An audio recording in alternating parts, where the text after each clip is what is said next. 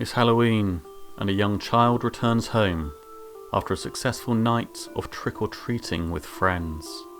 They rush into the front room and empty their bag of candy onto the floor and excitedly rummage through the pile of treats. It looks like there's hundreds of sweets, but it's a chocolate bar they're looking for. And this isn't just any chocolate bar, it's their favourite chocolate bar, and is full size. At last they find it, and hurriedly remove it from its wrapper and eagerly bite into it. But something is wrong. As soon as they bite through the crisp chocolate shell, they feel a sudden, sharp and intense pain in their mouth, and the taste of chocolate is replaced by the taste of something warm and metallic, slowly filling their mouth. They scream out in pain, and seconds later, their mum rushes into the room. She takes one look at her child, and her eyes widen. Blood is gushing from their mouth, and in their hand is a chocolate bar.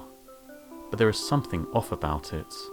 There is a suspicious glint coming from inside the bar. She takes the chocolate bar and examines it, and another scream fills the air. It takes her a moment to realise that these screams were her own. The chocolate bar is filled with razor blades. This is a variation of a popular urban legend about razor blades being found in children's candy. The moral of the story being to be careful about taking sweets from strangers. But the thing about urban legends is that every now and again an urban legend becomes real, and often in the most horrifying way imaginable.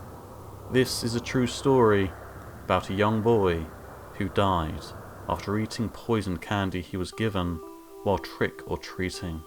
And if that sounds shocking, stick around for the twist that comes at the end. I guarantee you won't see it coming.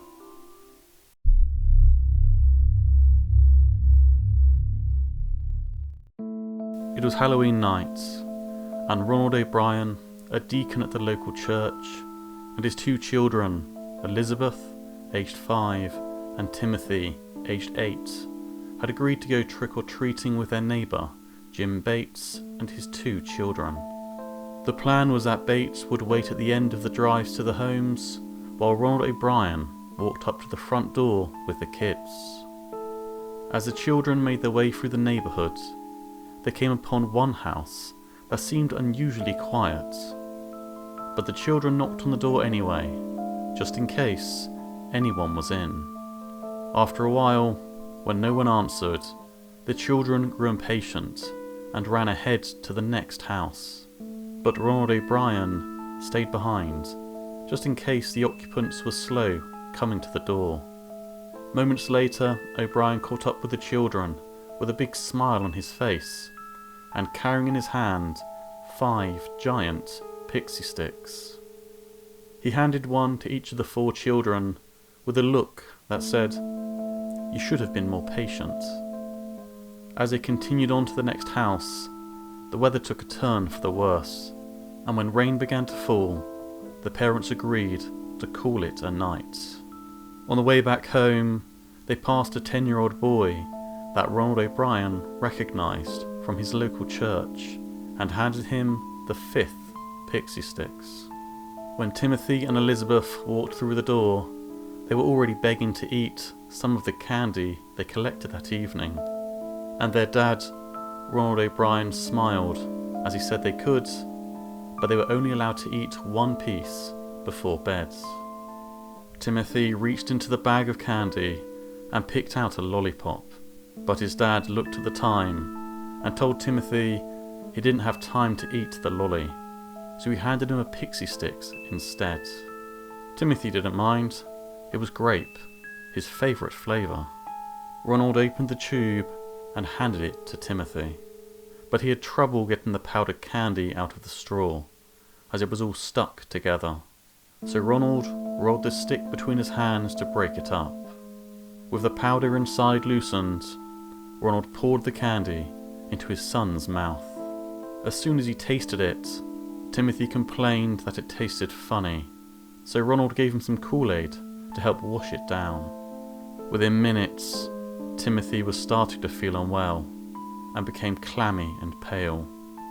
Suddenly he ran to the bathroom, where he was violently sick and started convulsing. Shortly afterwards, he lost consciousness and went limp in his dad's arms.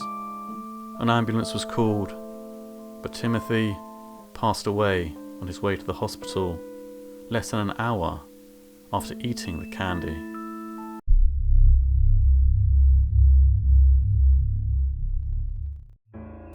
Due to the nature of Timothy's death, an investigation was started, and during the autopsy, it was found that Timothy had enough cyanide in his body to kill 2 grown men, and when they tested the pixie sticks he had eaten, they found it laced with potassium cyanide. Panic spread through the community, with parents petrified that there was a murderous poisoner on the loose, poisoning their children's sweets. Children became afraid to eat candy, and some parents called for Halloween to be cancelled as a result of the horrific events. Children will not even eat candy that I bought myself. They had heard rumors that the candy could have been come from the store, already put in a pack. They will not even trust the candy I have in my own house. As a result of the incident that occurred here, the mayors of Pasadena and several other nearby towns have been suggesting that there be alternatives to trick-or-treating on Halloween. The parents say they are not willing to accept that. They want Halloween stopped altogether. They say it's simply not worth it. Diana Fallis, Eyewitness News in Pasadena. All the chocolate and sweets in the community was given to the police for testing. Everything came back fine.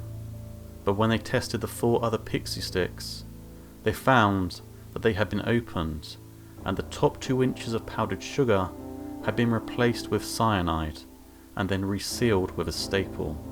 The dose was strong enough to kill 3 to 4 grown men, but luckily none of the other children had consumed them. Miraculously, one of the children were found asleep with one of the poisoned pixie sticks in their hand.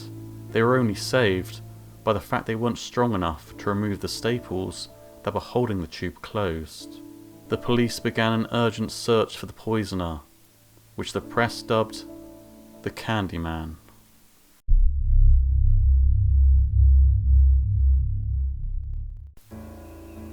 As the police search continued, they leaned more and more on their most important witness, Ronald O'Brien. But Ronald was unable to remember the house that had given him the pixie sticks. The only thing he did remember was that the door to the house was opened slightly and a hairy arm came out, offering the pixie sticks. It was only when he retraced the route he walked with the police that he recognised the house and pointed it out. But when police looked into who lived there, they discovered that the owner of the house was at work at the time the children were trick-or-treating. This was confirmed by nearly 200 people. It was then suspicion fell on Ronald O'Brien himself. When police looked into Ronald O'Brien, they discovered something shocking. Despite being a respected member of the community with a good job, he was in $100,000 of debt. In addition to which, he was suspected of theft at his current job and was close to being fired. His car was close to being repossessed. He had defaulted on several bank loans, and he had already lost his house. In January 1974, 8 months before Timothy's poisoning, he had taken out $10,000 of life insurance on each of his children. This was a combined value of $20,000. This wasn't necessarily suspicious, but in September that year, only a month before Halloween, he increased this to $30,000 of life insurance for each child, a combined value of $60,000. And only days before Halloween, he increased it to $50,000 of life insurance for each child, a combined total of $100,000, more than enough to cover his debts. The day after Timothy's funeral, Ronald O'Bryan called the insurance company to ask about the payment on the policies. As police delved further, it was then found that Ronald had attempted to purchase cyanide from a chemical supply store shortly before Halloween. On the basis of the new evidence, Ronald O'Bryan was arrested. During the trial, a chemist who knew O'Bryan testified that Ronald had contacted him the year before, asking how much cyanide would be fatal, and a chemical supply salesman also testified that O'Bryan had inquired as to how to purchase cyanide. Friends and co-workers said that he'd shown a sudden and unusual interest in cyanide, and his sister-in-law and brother-in-law testified that on the day of Timothy's funeral, he spoke about using the money from the insurance policy to take a long vacation. The prosecution argued that he took out the life insurance policy on the children and planned to kill them with cyanide-laced candy and cash out after their deaths. He gave the tainted candy to other children to cover his tracks. The jury agreed, and it took just under an hour to come back with a verdict of guilty, and he was sentenced to death by lethal injection. The execution was carried out 10 years later, on March 31st, 1984. On the night of O'Brien's execution, around 300 people gathered outside the Texas State Penitentiary in Huntsville, shouting "Trick or treat" as the sentence was carried out.